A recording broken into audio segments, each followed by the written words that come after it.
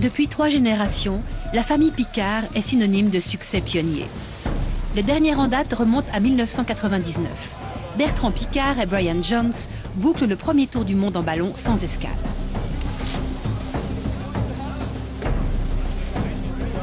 Le père de Bertrand, Jacques Piccard, célèbre explorateur des fonds marins, est au départ.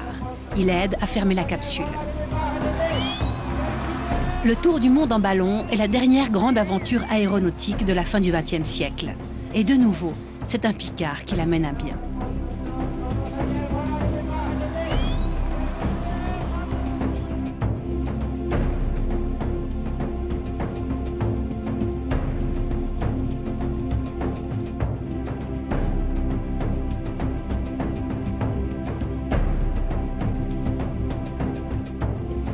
Cela fait 3 générations maintenant que rien n'arrête les Piccard sur le chemin de nouvelles aventures.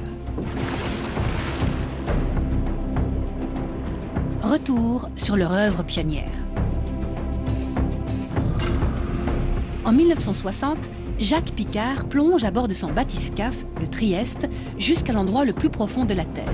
Un record impressionnant qui le fait entrer dans l'histoire. Mais le précurseur de la dynastie est Auguste Piccard, père de Jacques et grand-père de Bertrand. Le 27 mai 1931, il est le premier homme à atteindre la stratosphère en ballon. Il s'élève à 16 000 mètres d'altitude.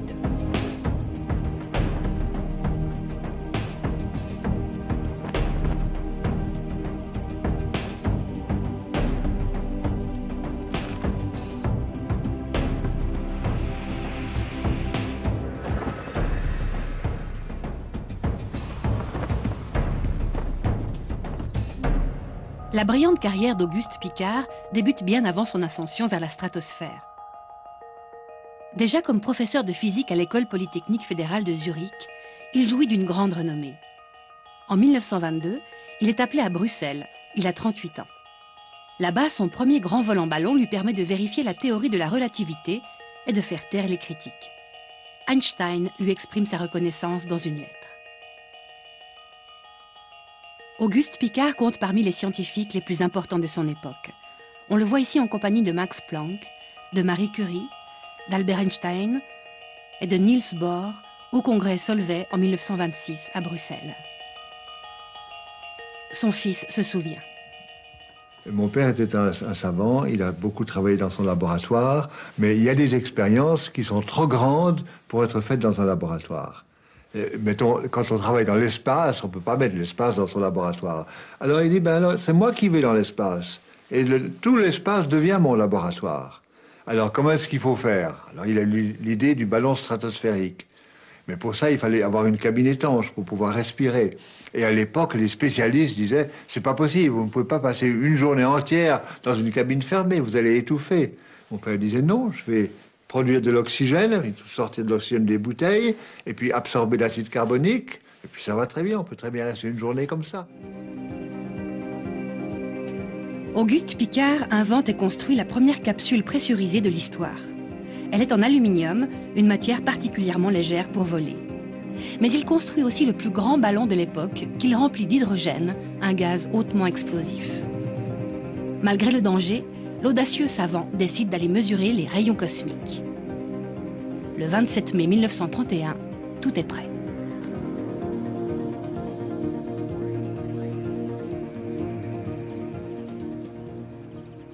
Le premier départ, c'était depuis Augsbourg en Bavière. Et là, il est parti. Là, je n'ai pas eu de nouvelles. Et toute la famille, là, on était très inquiets parce qu'il n'y avait pas encore la radio.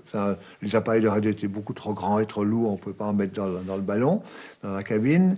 Alors, on est resté sans nouvelles. Et mon père a atterri de nuit sur un glacier à, je crois, 2800 mètres d'altitude à peu près. Et on n'a pas eu de nouvelles jusqu'au lendemain. Le lendemain, il est descendu à pied dans la vallée, et là, on a eu les nouvelles. Mais c'était une nuit très angoissante, et toute la famille était très inquiète. En particulier à cause de la presse, qui n'avait rien à dire. Alors, ils ont dit toutes sortes de bêtises et de folies, et on a eu très, très, très peur. Mais ça s'est bien passé quand même. Les militaires autrichiens doivent intervenir pour aider à récupérer le ballon et les instruments de mesure. Auguste Piccard est accompagné de Paul Kipfer, son assistant de Bienne. On les voit ici coiffés d'une invention signée Piccard. Pour économiser du poids, les corbeilles de provisions servent aussi de casque de protection. Ensemble, ils atteignent une altitude de 15 781 mètres. Mais de là, ils ont toutes les peines du monde à redescendre, comme le raconte Paul Kipfer à la fin des années 70. Nous ne pouvions plus lâcher d'hydrogène. La corde qui commandait la soupape supérieure s'était emmêlée avec un cordon. Donc nous avons dû attendre que le ballon se refroidisse suffisamment pour redescendre. Ça n'était possible qu'après le coucher du soleil. Ils atterrissent en Autriche.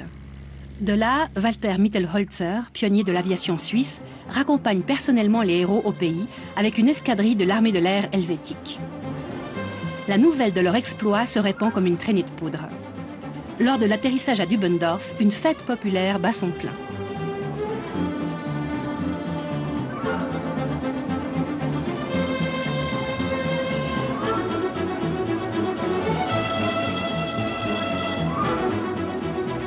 En route pour la ville, les héros sont acclamés tout au long du chemin.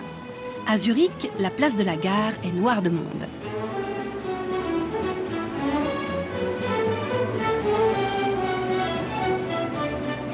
Et pourtant, l'établissement de records n'était pas essentiel pour Auguste Piccard. Sa priorité allait à la récolte de données scientifiques. Außerdem haben wir durch den Aufstieg in die Stratosphäre gezeigt, dass man sich vor der großen Höhe gar nicht zu fürchten braucht. Und dass der Mensch in der Stratosphäre ganz gut leben kann, natürlich nur in luftlich verschlossener Kabine. Ich denke, dass wir es noch erleben werden, dass die Kurzflugzeuge in fahrplanmäßiger Fahrt in 10 Stunden von Europa nach Amerika fliegen werden. Stimulé par ses inspirations et le succès, mais relativement déçu des résultats scientifiques de son premier vol, Piccard veut retourner dans la stratosphère. Un nouveau ballon et une nouvelle capsule pressurisée sont construits. Cette fois, Piccard emmène avec lui le physicien belge Max Coseitz. Le 18 août 1932, un an après la première ascension, il s'envole de la place d'aviation de Dubendorf. L'intérêt pour cet événement est immense. Des journalistes sont venus du monde entier.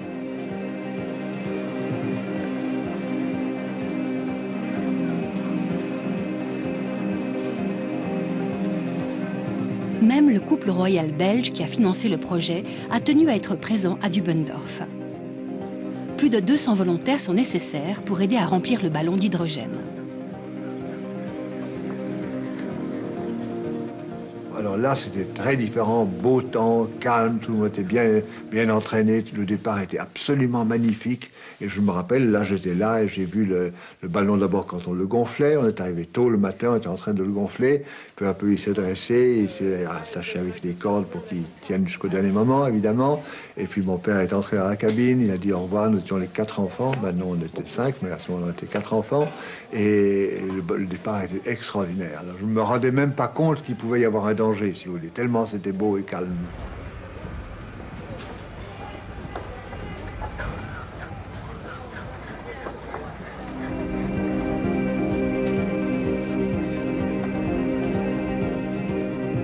Les scientifiques décollent vers l'inconnu.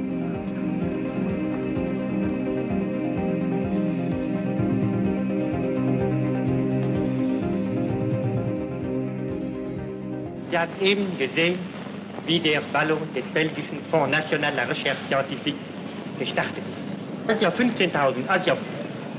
1500 Meter Höhe waren, haben wir die Kabine von innen aus geschlossen. Nun begann die eigentliche Fahrt. Die Instrumente sind sehr gut gegangen. Herr Coseitz hat fast ununterbrochen seine Instrumente kontrolliert, geeicht und kosmische Strahlen gemessen. Und ich war beschäftigt mit der Beobachtung des Ballons, mit der Messung und Notierung des äußeren Luftdruckes, welcher nötig war für die dessen Kenntnis für die Ballonführung und für die Berechnung der Resultate durch die kosmische Strahlung nötig war. Les résultats des mesures du deuxième vol, qui a culminé à 16 770 mètres, dépassent toutes les attentes. L'audacieux professeur Piccard jouit d'une notoriété mondiale. Son savoir influence de nombreux scientifiques.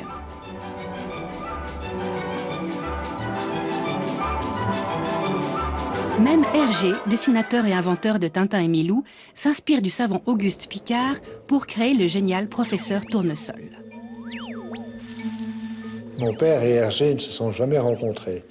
Ils n'ont jamais parlé. Mon père ignorait les Tintins, d'ailleurs. C'était pas encore populaire comme maintenant. Mais Hergé, qui est l'auteur de Tintin, a croisé mon père dans la rue plusieurs fois. Et ça lui a donné l'idée du savant, si vous voulez. L'idée un peu populaire du savant, avec des lunettes, des cheveux un peu bouclés, comme ça. Et, bref, la description de Tournesol. Ça a été imaginé par Hergé parce qu'il a vu mon père. C'est le seul rapport qu'il y ait, si vous voulez. Mais ils ne se sont jamais rencontrés, malheureusement. Ça aurait beaucoup amusé mon père de voir ses livres, mais il n'a pas eu l'occasion, absolument. Le professeur Tournesol.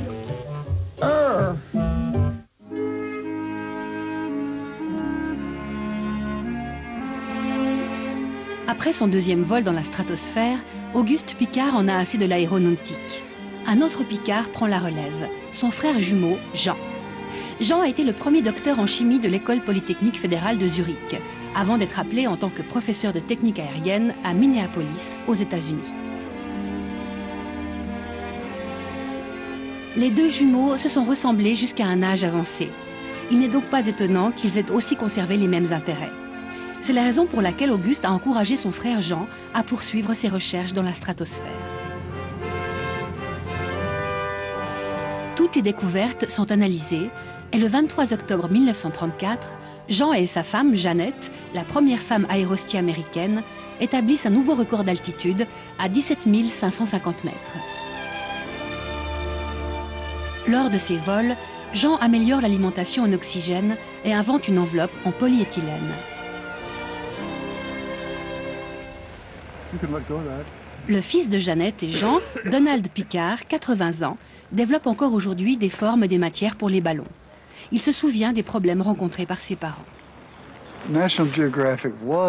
Le magazine National Geographic travaillait autrefois en collaboration avec l'armée et voulait soutenir mon père. Mais lorsqu'ils ont appris que ma mère serait le pilote, ils ont renoncé. Ils ont expliqué qu'ils ne pouvaient pas prendre la responsabilité d'envoyer une femme, et mère de surcroît, accomplir une mission aussi dangereuse. Ils seraient d'accord d'envoyer le père et chef de famille, mais pas la mère. Une interview de cette femme pilote a été retrouvée au fond des archives. Es ist die Gattin des Zwillingsbruders von August Piccard, also von Jean Piccard, Frau Jeannette Piccard. Hatten Sie keine Angst? Nein, nein, ein Automobil zu fahren ist ganz... Wie hoch sind Sie gekommen, bitte? Oh, 17.500 Meter, glaube ich. Ja. Also vielleicht. Sie waren damals die höchste Frau der Welt. Ja, Gar kein Zweifel. Vor 29 Jahren. Ja. Es ist lang so hoch sein. Jawohl. Peu de temps après, la Seconde Guerre mondiale éclate. Les expéditions des Piccard sont subitement interrompues. Jean reste avec sa famille en Amérique. Auguste retourne en Suisse et s'installe à Chèvres, dans le canton de Vaud. La situation en Belgique est trop dangereuse. Ce n'est qu'après la fin de la guerre que la famille Piccard retourne à Bruxelles, où Auguste peut reprendre son travail.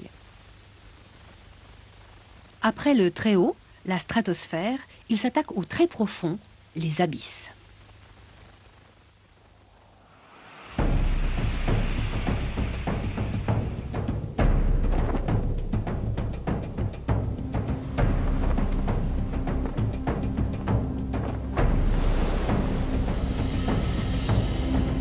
Piccard applique le principe du ballon à son sous-marin. Il met en œuvre le principe d'Archimède. Le flotteur est rempli d'essence, plus légère que l'eau. Le lest, composé de billes de plomb, est abandonné au fond de l'eau pour permettre au bathyscaphe, comme il l'a baptisé, de remonter à la surface. L'intérêt des médias pour cette nouvelle aventure du professeur Piccard est énorme. Pour les ultimes préparatifs en pleine mer, il bénéficie d'une aide précieuse, celle du jeune Jacques Cousteau. des hublots coniques en plexiglas très épais, une des nombreuses inventions d'Auguste Piccard, sont nécessaires pour résister à l'énorme pression de l'eau. La capsule est identique à celle du ballon. La différence vient de la pression très forte exercée de l'extérieur sur la coupole.